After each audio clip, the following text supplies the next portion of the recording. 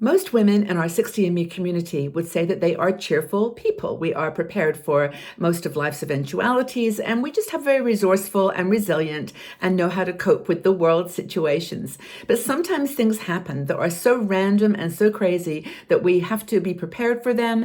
And I want to talk to you today about some of the things you too can do to get your life in order, get everything in place so that if something does go wrong, you are ready, you are prepared.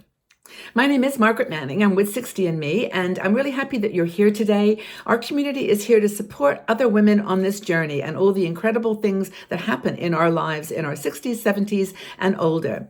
Okay, so let's talk about the randomness of life events.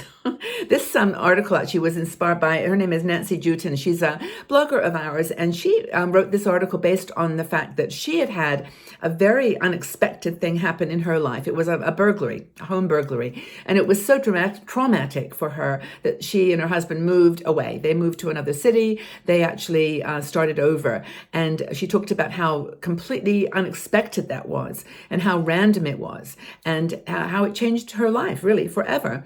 And sometimes things like that happen, and they happen in ways that we never expect. You find yourself sitting here thinking, wow, who would have thought that that would have happened?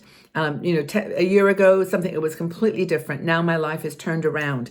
So we're in smooth sailing mode, and then all of a sudden the water gets really turbulent and really rough. And sometimes in those moments, we're not able to really cope and able to prepare. So better to do it when you're feeling strong and ready. And I've got some ideas here for you that Nancy put out to give some guidance and some suggestions, practical things. If anything, women in our community are totally practical and action orientated. So first of all, she talks about things like, life getting in the way. And business failure, things that you're working on. Like, did you know that 30% of businesses fail? Within the first 2 years, and 25% don't make it to 10 years. I mean, it's, just if you have a business or you're working for a company, it can go bust tomorrow. And with the world in the kind of chaos that it is at the moment, and probably will be forever and ever, it's just how it is. You never know where the next emergency is going to be, the next challenge is going to be for you to deal with. And I want to reassure you though, because we can do this. Women in their 60s, 70s, 80s, we've been through a lot. We know how to manage these things. But the reality now is that jobs are not secure. Even if you start your own business, there's a fragility about our lives. Of course, there's reasons for those things. We're not ready, we're not prepared. We didn't do a strong enough analysis and a business plan. There's all kinds of things that happen. So there are some things I'm going to talk about in a minute, practical things that you can do, not just related to starting or, making a business successful, but for example, other things that get in the way of our smooth sailing life. Did you know that there are 365,000 serious fires every year in the United States? And I just use these numbers because they're the ones that Nancy put forward. And that's incredible. There are serious fires. Actually, I have some friends in Seattle who had a fire, and they're still a year later rebuilding, redecorating, cleaning. It's crazy. There are 9 million identity thefs. That's incredible that, there are people out there that are using online technology to take your information. And it's, just totally random when that happens. Who would have thought? Another thing is there are 2 million car accidents. 2 million.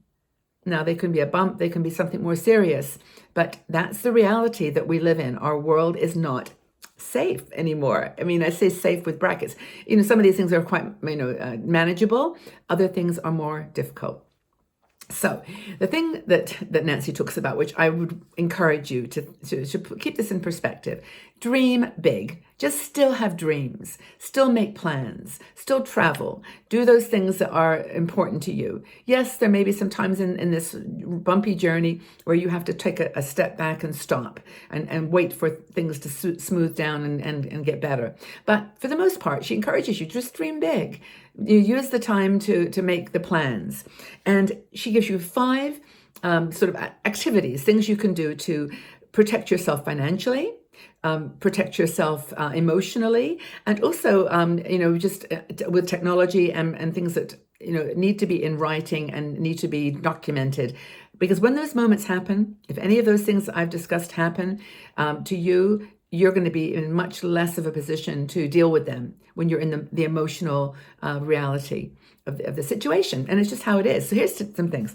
First of all, she talks about some very simple things, like in your home, utilities, all your contracts that you have, your rental agreements, all those things, make sure that someone else knows about them, and put all of your family members who are living in the house with you, your husband or children, adult children or grandchildren, if they're grown up, of course, adults, which happens when you're 70. You can actually make sure that they're all covered, so that if emergency happens, they can call up the electricity board or the gas people, and they can get their name is on the contract, so they can help deal with the situation. You may not be ready or willing or able to deal with it, but someone else can. So all those kinds of legal contracts, make sure that the people that are benefiting from them, like your home rental utilities, are covered. Keep your beneficiary lists up to date. Keep your will up to date. If you've got new children joining your family, or you want to make an adjustment, just make sure that you update your beneficiary list and make sure it's accurate on your insurance policies, on your home insurance, your travel insurance. Just be careful, because if you don't do that and something happens, you're scrambling around. So avoid challenges, and also inheritance denial issues. They can take your estate or whatever money you've got to leave to your family. It can get caught up in legal problems and delays if you're not prepared. So make sure everything's up to date. Keep a record of all your valuables. Now, I actually I take pictures. I've got some art and a few other things, not too much of value, but I take a picture, and then that's in my phone. I've taken a picture and put it in a folder, so that people know when you refer to something what you're talking about. So make sure that your valuables are documented. If they are expensive pieces of jewelry or something that you want to make sure people know the value of, keep the appraisal forms with the documents, so that someone knows if you say, I want this to go to this person, and it's worth this amount of money. You've got the documents to prove it. It just saves time if they had to do it themselves. Entrust your phone PIN to a responsible and caring and loving person. I've actually got a little piece of paper. I've got it in a secret place that my son knows about. And on that is all my information. Only he knows. And that's just, I figured this one person is enough, because, it's in a place that somebody would eventually find if something happened to him, for example. It's all just being prepared. Make sure that you've got your paperwork and your PIN number to your phone. There's certain things on your phone, by the way, that you can access without a PIN, like your medical. If you ever had an issue and a paramedic needed to look at your health reports, like what medications or any allergies or whatever, they could enter your phone by just pressing. There's a secret key that they use, but you can get into your health records without a PIN. Of course, secure all your documents and valuables in a place that's safe. I put my passports and my papers that I really wouldn't want to lose in a fire into a metal box.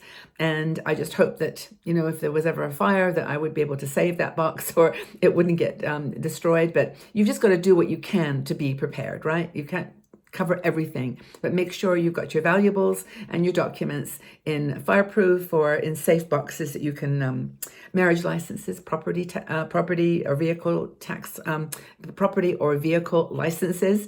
Make sure you've got all that in a safe place. And I've actually got them in a couple of places. And also any links to passwords that I have one place where all of my passwords are online. You can use that one. It's called lastpass.com. No affiliation with them, but they have a really good service where you just put all your passwords and one access code. It's very cool. And I guess the thing is that, when you're out of that drama world, which is like worrying about, what happens if, you can then relax. You can have fun. You can do the things that you want to do. Knowing that if life hits you sideways and something random happens that you totally did not expect, you are prepared. And take advantage of times that you might need, by yourself, and thinking, what can I do here to fill this time and be, not worry about stuff. Just do something like this. Put all your papers together. Do an organizing day. It really, really helps. And then just have fun, because life doesn't unfold ever in the way that we expect it, right? We know this. We've lived through enough years and enough challenges, ups and downs, turbulent times that we know it's tough sometimes. But getting prepared, doing these things that Nancy talks about are a great way forward and a great way to get, a foundation for then just putting it to one side and getting on with life. So what action will you take today to get your life in order? What are things that I've mentioned here that you haven't done, that you want to do? And when are you going to do them? It's just time to take control of your life.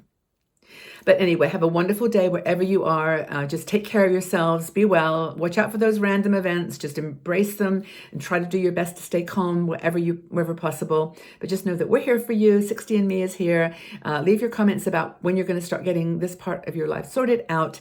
And I look forward to talking with you all again really, really soon. Take good care of yourselves. We'll talk again soon. Bye-bye for now.